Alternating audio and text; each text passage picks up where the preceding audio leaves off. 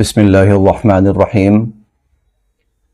ذی الحج کے مہینے میں اللہ رب العزت نے اہل ایمان پر جو عبادات لازم فرمائی ہیں ان میں سے ایک عبادت ہے ایام تشریق کے اندر تکبیرات تشریق کا ادا کرنا۔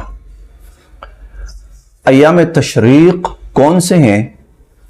یہ 9 ذی الحج، 10 ذی الحج، 11 ذی الحج، 12 ذی الحج اور 13 ذی الحج، یہ ایام تشریق ہیں۔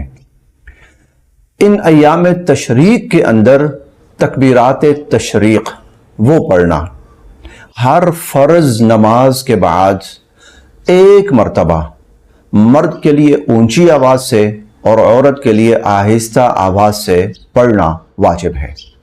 مرد کے لیے اونچی آواز سے، عورت کے لیے آہستہ آواز سے پڑھنا واجب ہے۔ تکبیرات تشریق کون سی ہیں؟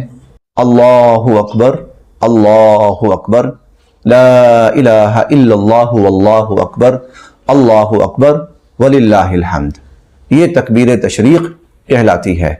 تو یہ ان ایام تشریق کے اندر، اور ہمارے پاکستان کے اندر ایام تشریق جو ہیں وہ جمعہ سے شروع ہو رہے ہیں۔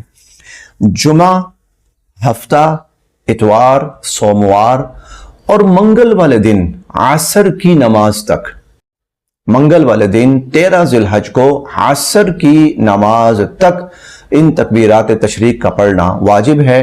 اس طرح یہ کل 23 نمازیں بن جاتی ہیں۔